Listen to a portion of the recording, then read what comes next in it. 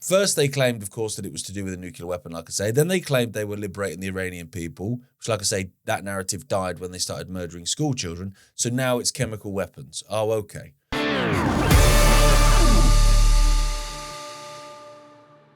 100 years ago, Nikola Tesla discovered a healing technology that threatened the entire pharmaceutical industry. The day he died, the government seized everything. For 100 years, this technology was hidden. Until now, plasma is back. Tesla Club, tzla.club. Iran definitely has chemical weapons despite nuclear setbacks, Netanyahu warns. Well, if Netanyahu says it, it must be true. Because remember, he claimed that Saddam Hussein had weapons of mass destruction, which is where that whole thing came from. And that was right, wasn't it? Yeah, that was fine. He also said that Iran had lost its capability to produce nuclear weapons during Operation Roaring Lion, adding that the US and Israeli strikes had pushed it back considerably. Now, the attacks on Iran, and they are attacks on Iran, have made it a bit awkward, really, for Israel and Netanyahu, and indeed the US, but particularly Netanyahu, because this is a guy that's been claiming for over 40 years that the Iranians are either 2 weeks away from developing a nuclear weapon or 2 months away from developing a nuclear weapon. So they can't really continue to claim that now, because if they continue to claim it, one, it's a bit of a busted flush, really. We've heard that before for decades. But also, if they say, or continue to say that, Iran has nuclear capabilities or whatever, then what they're admitting is that the whole operation failed, and this whole, period of months on end of the closure of Strait of Hormuz and all the nonsense and the economic turmoil and stuff has basically been done for absolutely no reason whatsoever. So that's not going to go down very well. And of course, if they admit Iran is done in terms of the nuclear weapons, which is what Netanyahu's doing here, and then they just put a full stop after it, then, well, there's the excuse for the war done. Let's just cut a deal, sorted, it's fine. Open the Strait of Hormuz, we'll all go down the pub, shall we? Because that excuse of the fact that we need to take out their capabilities is done, isn't it? So you've got to claim something else. And also, they can't claim that they're taking out the regime to protect the Iranian people because, one, the regime's gone. Essentially, you just killed them all anyway.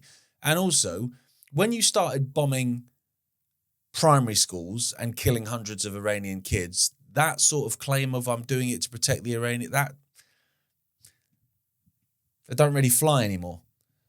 Iran possesses chemical weapons, Prime Minister Benjamin Netanyahu claimed during an interview on Newsmax's The Record with Greta Van Susteren on Tuesday. Now, I'm sure it was a serious interview. If it was on Newsmax, they would have been real tough questions. They wouldn't have been softball questions. Not to Netanyahu. It would have been very, very strong journalistic, digging. It wouldn't be just letting Netanyahu spout nonsense for an hour. I don't believe that. Surely not. They definitely have chemical weapons, he said. That I can tell you. And that's another threat they pose. So there you go, you see. You've got your excuse now, haven't you? You've got your excuse. First, they claimed, of course, that it was to do with a nuclear weapon, like I say. Then they claimed they were liberating the Iranian people, which, like I say, that narrative died when they started murdering school children. So now it's chemical weapons. Oh, okay. Well, I hope you're frightened, ladies and gentlemen. I'm terrified. I'm quaking. I might actually have a sip of coffee now just to sort of calm my nerves. You know, like when a WPC comes around to tell you some bad news and they hand you a coffee and you're like that. That's how I feel when you talk about chemical weapons. Absolutely petrified. Iran had not previously been reported to have used chemical weapons during the US-Israel-Iran war. All right. But do you know who has? Do you know who regularly drops white phosphorus on Lebanon and on Gaza, which, of course, is a chemical weapon and is a war crime? Do you know who does that? I'll let you guess. But, war criminals are going to war crime, I suppose. He also said that Iran had lost its capability to produce nuclear weapons during Operation Roaring Lion. We destroyed a lot of their infrastructure, a lot of their centrifuges. a lot of their houses, a lot of the associated factories and facilities that are used to manufacture nuclear weapons. And we knocked out about 20 of their top nuclear scientists. 20 of their top nuclear scientists. I don't know why he's repeated that. He explained. So we pushed it back considerably. However, he also warned against complacency towards the regime that you've already murdered. We knocked out 20 of their top nuclear scientists. Knocked out is a weird way of saying assassinated, isn't it? Like, knocked out is like, if it's part of a military operation, like we knocked out we knocked out the electricity, or we knocked out the security cameras so that we could get in. It's not the way that a normal person talks about human beings, to be honest, but then he's not a normal person, is he? At the moment, so yesterday, of course, suddenly the ceasefire was over and, bombs are flying left, right and centre. Already, and I did an episode of my own show where I was making the point that actually this is a war that's not meant to end, not anytime soon anyway. And it's not necessarily just a war on Iran. It is a war on Iran, but it's not just a war on Iran. And it's not just about taking Iran out in terms of that strong regional nation that can counteract the balance of power in the Middle East and maybe hold back the idea of the greater Israel and stuff like that. That is part of it. Of course it is. And it's a major part of it. But another part of it is it's war on all of us. It's about destroying the world's economies. It's about bringing the world to its knees, destroying the old normal so that you can offer the new normal and all the rest of it. Now, as I've made the point a bunch of times, and it's probably boring, but I think it's a valid point. When in 2020, they wanted to lock everyone down, they didn't say 2 years to flatten the curve. They said 2 weeks to flatten the curve, because 2 weeks is a manageable period of time. I thought, it's 2 weeks. I can give you 2 weeks. It's a carrot and a stick. It's the whole point of the fact that the carrot must never be within reach, but it should never be out of sight, because as soon as it's out of sight, stop going for it. So the whole point is that there's always these peace talks. It's close. We're going to cut a deal. People go, peace is just around the corner. It's just over the mountain. It's fine. I'll keep my head down. I'll keep my mouth shut. And then, ceasefire's broken. And so the economies are destroyed again and the prices go up and everyone gets squeezed that little bit more. But then, no, there's peace talks again. Oh, phew. I mean, honestly, so you had all that nonsense yesterday where he's like, they're bad people, they're evil people and all the rest of it. Today, he's already come out, Donald Trump, saying that they want to cut a deal. They're desperate to cut. Oh, so there's that carrot and the stick again. It's so predictable and it's so ridiculous. But it's not meant to end, like I say, anytime soon. But they do need excuses. They need to try and sell it, particularly to the American people, but to the people of the world as well. They need to sell it. So for me, this whole chemical weapons chat is the latest excuse that they can then sell it to the Americans, which also says to me that there's a possible false flag on the way, because they've done it before. They did it with Assad in Syria. Assad's got chemical weapons. No one was really buying it because we'd had all the Saddam Hussein weapons of mass destruction nonsense before. Do you know what I mean? People had already been fooled by that. I hadn't. I was on the streets protesting, but a lot of people had already been fooled by that. So people did, and then suddenly there was the attacks in like Douma and places like that, which they later show was absolute nonsense. But it was enough to garner consent, particularly in the UK, for the British to go and get involved in Syria. So it wouldn't surprise me now. Now Netanyahu's come out and said this. If we saw a chemical weapons attack of some description, a dirty bomb or whatever, that then is blamed on the Iranians. So then suddenly, or even not even necessarily the Iranians, you can blame it on one of their proxies. So you can blame it on Hezbollah or the Houthis in Yemen or whatever.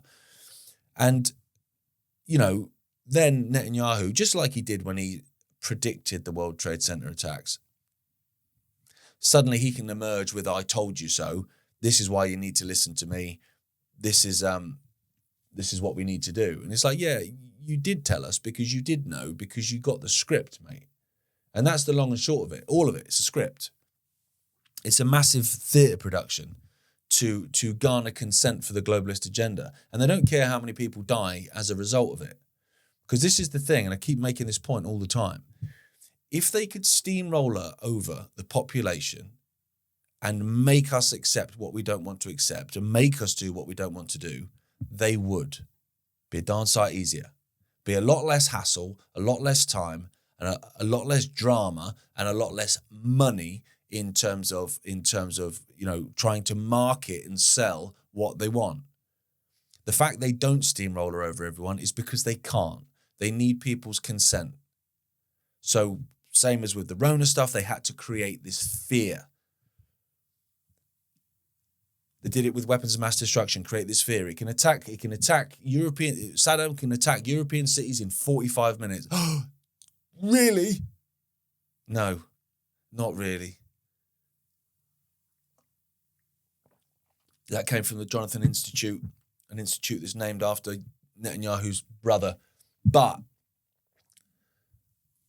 it doesn't stop them trying it. It doesn't stop them using the same play to push through legislation and to continue a war that will damage and is damaging the world economically. Because that's the point of all of this.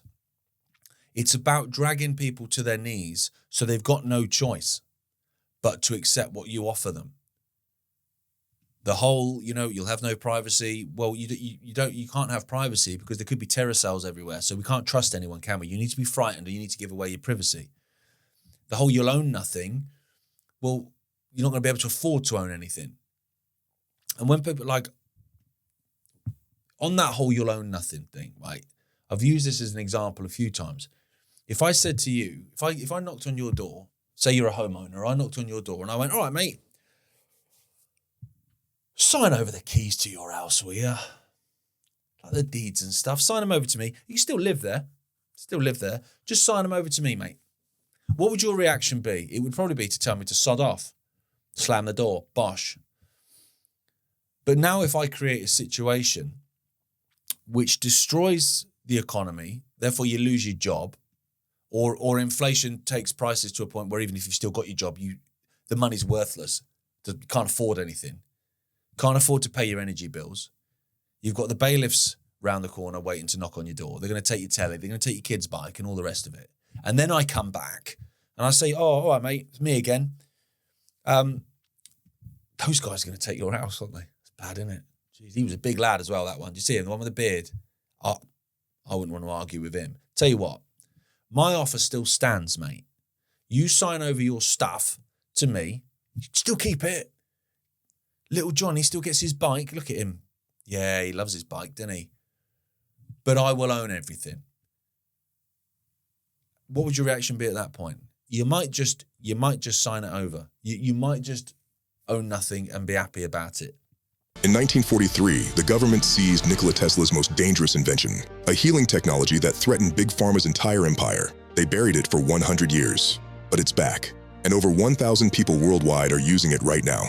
When you join Tesla Club, you get your own Tesla plasma device, 5 times more powerful than the original Violet Ray and built to last. You join a private Telegram group where members share breakthroughs daily. Stroke recoveries, cancer reversals, chronic pain gone in minutes. These aren't stories. These are yesterday's posts. You get lifetime support from people who've been where you are.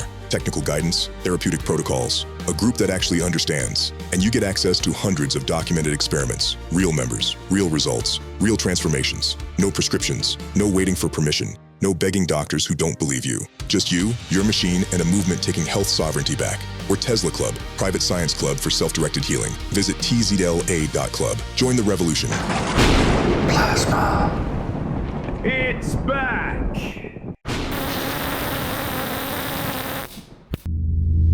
Don't mention the reptiles, Dave. Even less is said about the Grey Pope, who some believe to be the true ruling power in the Vatican. Humans emitting a MAC address. All of them had Bluetooth signals. I've never seen it before. Queuing up to transition their children. This is the ultimate suicide cult. What if the symbols around us every day aren't just ornamental? We lost 1,000 years of history. What if they're instruction? That state of awareness is not manipulatable.